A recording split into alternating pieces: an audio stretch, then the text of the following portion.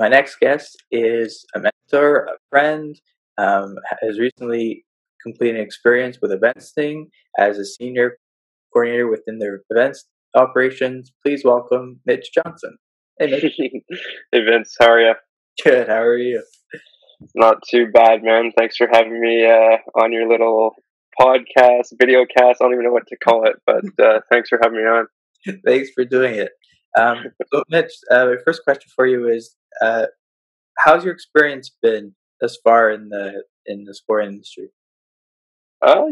This far, I mean, I graduated from Brock, the sport management program, obviously in 2018, and things kind of took off for me. I mean, it's been great so far. In my last semester at Brock, I completed an internship with Newport Sports Management, which is the largest NHL agency. So that was an awesome 4 months. I was in their office in Mississauga with all of the agents and a couple of mentors now for me. And I got to learn a lot in those 4 months, meet Stamkos a couple times. Matt Martin was frequently in the office. It was really cool interacting with the players on a daily basis and, doing marketing outreaches for them. I then graduated from Brock and went back to my job at the Galt Country Club, which is a golf course in Cambridge where I grew up. And then it was about halfway through the summer where I realized I should probably, pursue an actual job in the sport field rather than working in the back shop at a golf course. So that's when I kind of went online and I saw that Landmark Sport Group, who's run by Elliot Kerr, was hiring. And I remember meeting Elliot a few times at Brock. So I sent him an email to his personal email and told him that I was interested in the position. He got back to me within like a couple hours telling me to come in for an interview the next day or the day after. I can't remember. So I went in, met with him and Sharon, and I was driving home on the 401 and my phone buzzed and I had a job offer. So that was kind of the kickstart to my career in sport. I worked at Landmark on the event side for 18 months. The first 10 months, I was the event coordinator for the Mississauga Marathon and the Oakville Half Marathon. And then, as you know, when you joined Landmark as an intern, I was promoted to be the event director after 10 months. So as 22 or 23 at the time. That was pretty unique, becoming the event director of the Mississauga Marathon, Oakville Half Marathon. And I actually got to introduce the inaugural Brampton Half Marathon, which was pretty cool. I got to do a speech and introduce Mayor Patrick Brown. But then my time kind of, wrapped itself up there. I was involved with 4 or 5 big events, and I kind of maxed out my learning, and I just started to, cruise online for some new opportunities. And then kind of out of the blue, I was put in contact with Andrew Singleton, who's the owner and CEO of EventSing. At the time, I never really heard of EventSing, so I did a bit of research and met with Andrew for a coffee, and we really got along well. He's just such a good guy. We didn't even really talk much about a job or anything. I just told him where my interests were, what I was doing. And then before I knew it, he offered me a job at EventSing as the senior coordinator of event operations. So that started in the first week of January of 2020. I was really enjoying it, dealing with some really awesome clients, such as Sleeman, SiriusXM, Porsche. It was just really unique. I was involved heavily, and the people that I was working with were incredible, right from the top with Andrew. Just such a great, honestly, I wouldn't even call him a boss. He's just such a great guy. But then unfortunately this whole COVID thing came around, and that's where I am today. I'm in my guest bedroom, laid off, like many others in the event industry and sport industry. So that's where I'm at, and I'm really enjoying it. So I'm just kind of going with the flow right now. Great. Mitch, after graduating from Brock Sport Management Program, you landed your first real job with Landmark, as you said. Can you tell us a little bit about your time at Landmark and your most memorable learning experience? Yeah, for sure. I mean, when I started at Landmark, I didn't really know what to expect, to be honest. I knew they did running events. I knew they owned the Mississauga Steelheads. I just kind of wanted to get into the industry with anything I really could.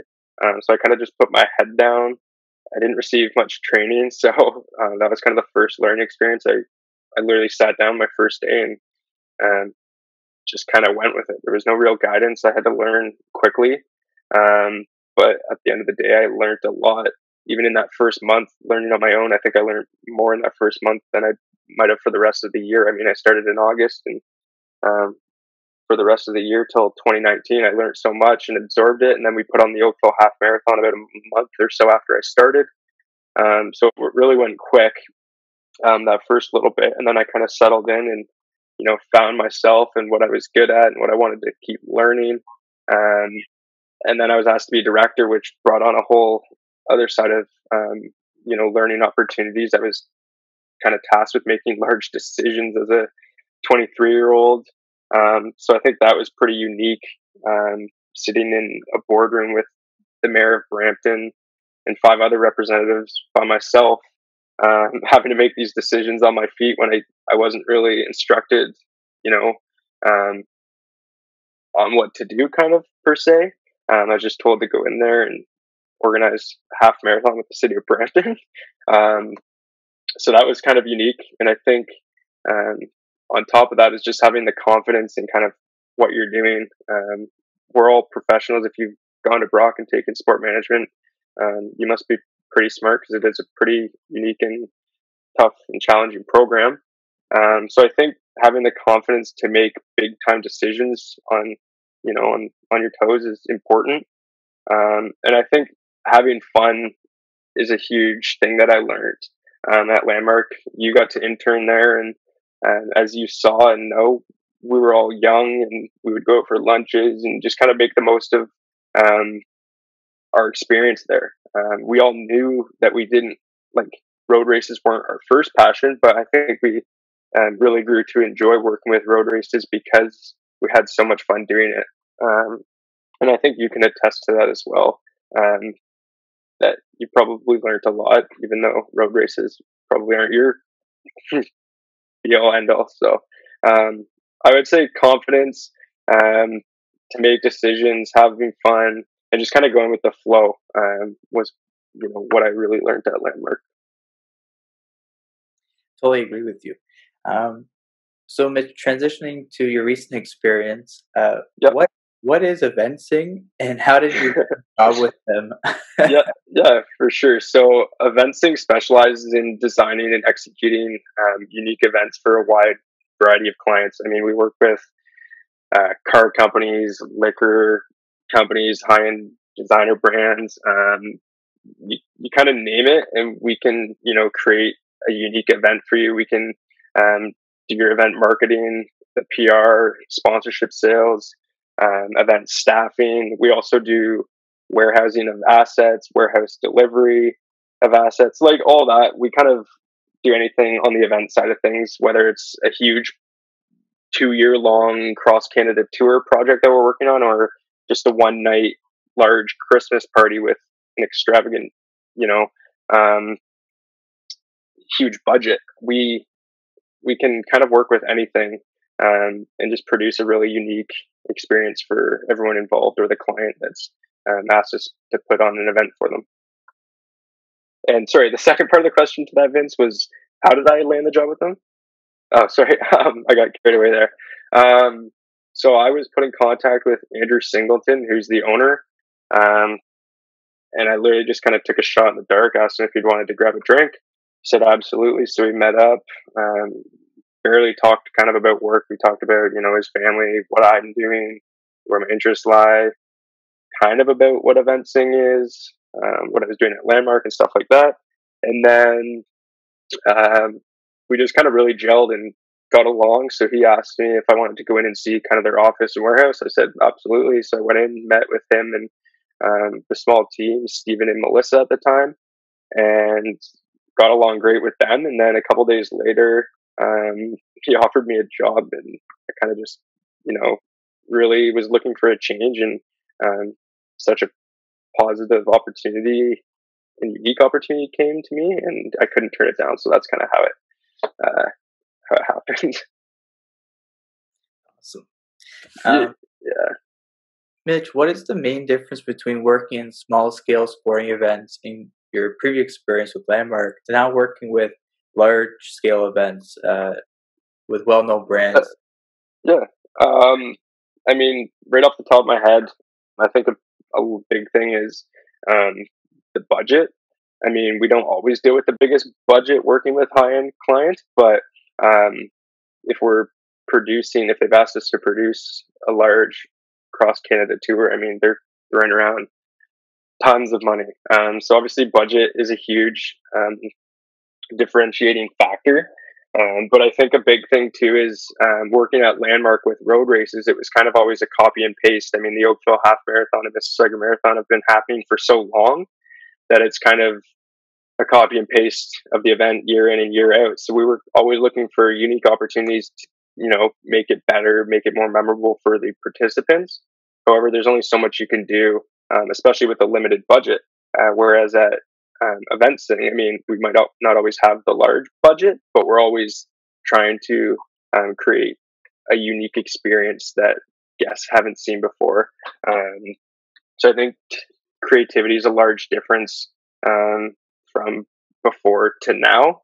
And I also think, well, obviously, a huge difference too is at Landmark, we were only producing at the time two events a year. So it was the Mississauga Marathon and Oakville Half Marathon. Now they have the Brampton Half Marathon. Um, and so, say three events a year, but now at Eventsing, we were working on, you know, three events a week. Um, so just the speed of which the work is done um, was a large difference from now to before at Landmark. Um, Mitch, what is the communication process like when you deal with high end clients? It's actually a great question, Vince. It's funny you asked. I was speaking about this with someone the other day. At Brock, they teach you, you got to be professional and all of that good stuff, which I totally agree with. I love dealing with people who are professional and whatnot, but at the end of the day, they're just like you and I.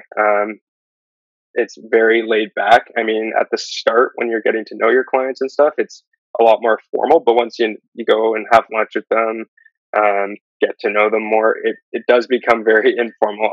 A lot of the clients, especially during the events, are texting you.